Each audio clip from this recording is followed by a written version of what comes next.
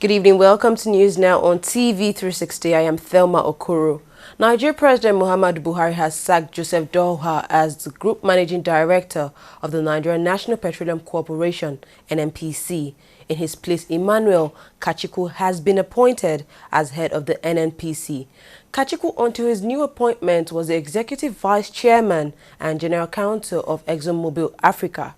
A statement released by his presidential spokesperson, Femi Adesina, confirmed his appointment. However, no reason was given for Doha's sack.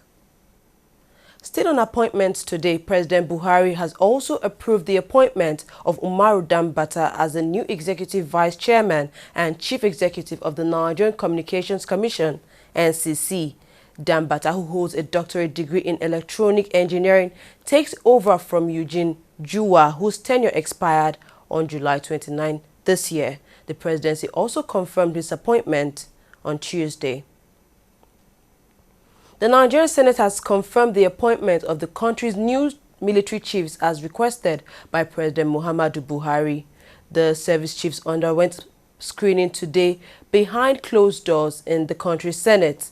They were all appointed last month, July 13, by the president after he relieved the previous chief of services of their duties. The service chiefs recently appointed include Major General Abayomi Oloni-Shakin, Chief of Defense Staff, General T.Y. Burotai, Chief of Army Staff, Rear Admiral Ibok Ete Ibas, Chief of Naval Staff, Air Vice Marshal Sadiq Abubakar, Chief of Air Staff. The United States says it could lift a ban on shipping arms to Nigeria's military to help fight Boko Haram if the country improves its human rights records. U.S. Congress members visiting Nigeria confirmed this on Tuesday.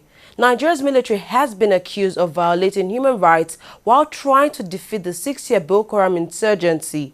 In June, an Amnesty International report said more than 8,000 people had died while being detained by the armed forces. Buhari has said his administration will investigate allegations of abuses by the military. A U.S. law known as the Leahy Amendment prevents the U.S. government from selling arms or training countries which fail to tackle human rights abuse. Nigeria President Muhammadu Buhari has ordered the National Planning Commission to produce a framework for the 2016 national budget that will reduce recurrent expenditure and prioritize developmental projects. The president gave the order after receiving a briefing from the executive secretary of the commission, Dr. Basi Akpan-Young, at the presidential villa in Abuja. The president told Akpan-Young and the directors of the NPC that capital projects must now be given priority because Nigeria cannot achieve real development without adequate investment in capital and infrastructural projects.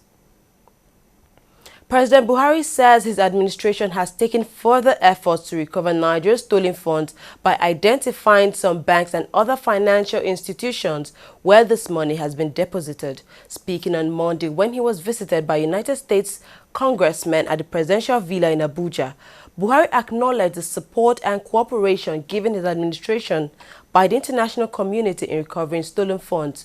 Just last month, the United States agreed to assist Nigeria recover all identified ill-gotten wealth in countries in which they have jurisdiction, including the U.S. state itself. Director General of the National Agency for Food and Drug Administration and Control, NAFDAC, Paul Ohi, has described allegations against him as unsubstantiated, mindless, and spurious.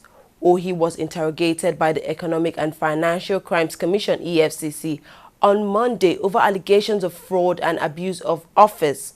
Ohi, in a statement by his Director of Special Duties, Abubakar Jimoh, denied being arrested by the EFCC, saying he went there on his own terms. He also was granted administrative bail, but is expected to appear before the EFCC.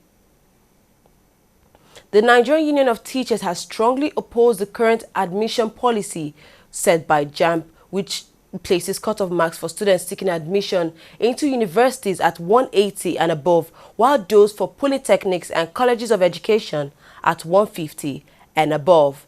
The union described the policy as highly discriminatory and calculated at demeaning and lowering the professional status of teachers. A statement by the NUT Secretary General Obong on Tuesday in Abuja said the policy is a great disservice to the education sector as it placed the best brains and students of distinction in other courses while those with lower grades were pushed into teaching. The association also called for an immediate reversal of the policy. The National Coordinator Center for Disease Control, Abdulsalam Nasidi, on Tuesday said Nigeria had taken adequate measures to contain the resurgence of Ebola virus in the country. He said the measures are in response to the recent resurgence of the disease in neighboring Liberia, which had earlier been certified Ebola-free by the World Health Organization.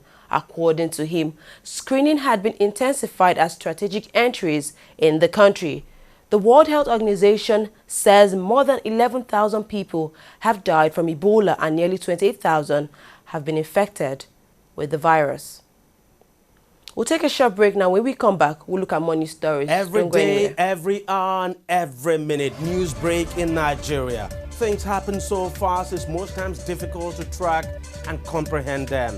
But that's what we do right here on TV360. 2015, would you want to come back again? It's like asking Jesus Christ if he knew he was going to die, will you want to come back as the savior of the world again? We do not just help you track the stories, we break them down, explore all the angles, analyze the issues so that you can fully comprehend the stories and use them to make the right decisions.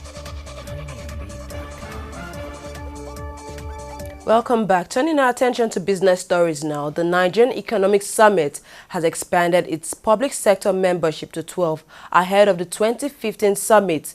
Speaking at a news conference in Abuja on Tuesday, the Executive Secretary of the National Planning Commission, Basi Akpan-Young, said the inclusion of the government agencies was made to deepen the success of the 2015 Nigerian Economic Summit. This year's summit, ladies and gentlemen, is coming at a unique time in the history of the country. This year's summit is also the first to be held under the new administration.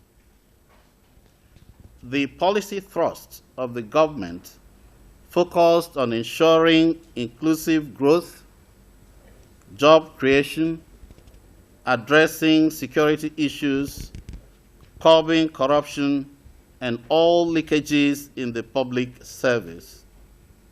It is expected that the summit conclusions will be helpful towards articulating strategies for ensuring effective implementation of the change agenda that will help in making Nigeria's socio-economic environment globally competitive. I therefore urge that the Joint Planning Committee should propose a very relevant theme and sub-themes which will be able to address some of those topical issues. Distinguished ladies and gentlemen, our gathering here today, therefore, is to formally inaugurate the Joint Planning Committee for the 21st Nigerian Economic Summit. The key mandate of the Joint Planning Committee is to undertake all preparatory arrangements for the successful hosting of the summit. What we've done today is just to inaugurate the Planning Committee. And my role, like you heard the Secretary of the Commission say, is that we have set the Joint Planning Commission, and once the Planning Commission comes up, then we will then know what we will do. But what we can say is that there's a guideline. You know, in the previous 3 years, we had focused on specific sectors. We had done foreign capital inflow, we've done education, we've done agri. These are sector-specific. But this year, the brief they have is that we have to look at the entire economy. So it's more holistic. What I can say is that what it will cover is broader than what we have done in the last 3 years. But what they're going to finally come up with, I can't give it. I don't know that. Nigeria's largest cement maker, Dangote, has officially commissioned a cement plant in Ndola, Zambia. The commissioning of the 1.5 million tons Dangote cement plant and 30 megawatts coal-fired power plant was done today, Tuesday. Nigerian Vice President Professor Yemi Oshibanjo was present in Zambia for the commissioning. The company's total output is expected to hit 45 million metric tons per annum on the African continent. Oil recovered to just above $50 a barrel on Tuesday after touching a 6-month low in the previous session. It comes as high global production and concern over the economic outlook in China weighed on the outlook. Brent crude was up 80 cents at $50 a barrel, and U.S. crude gained 71 cents to $45.88 a barrel. Crude has come under pressure from mounting signs of ample supply and a weakening of the demand outlook. Oil output from the Organization of the Petroleum Exporting Countries, OPEC, reached the highest monthly level in recent history in July.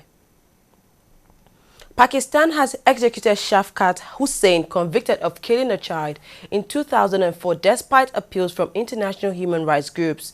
His lawyer says he was 14 when he was found guilty and his confession was extracted by torture. But officials say there is no proof he was a minor when he was convicted. He met his family one last time before midnight, then was hanged shortly before dawn at a jail in Karachi. Legal challenges say his execution postponed 4 times this year. But despite the postponements, legal challenges and intense lobbying, all his appeals for mercy were ultimately turned down. To sports stories now, Super Eagles coach Sunday Oliseh has confirmed meeting with Chelsea winger Victor Moses in London. Oliseh is currently in London with NFF President Amaju Pinnick as they plan to meet several players before returning to the country next week. His first game in charge of the Super Eagles will be an African Cup of Nations qualifier against Tanzania slated for September 5th this year. The Athletics Federation of Nigeria has released a list of 22 athletes who would represent the country at the International Association of Athletics Federation IAF Championship holding in Beijing, China. The list contains the names of 4 male and 18 female athletes who met the standards in their different events set by the IAAF. They will be accompanied by 10 officials who will take charge of the team while in Beijing. The IAAF Championship will be held from 22nd August to 30th August in Beijing, China. We've come to the end of news now. We thank you very much for joining us. I am Thelma Okoro.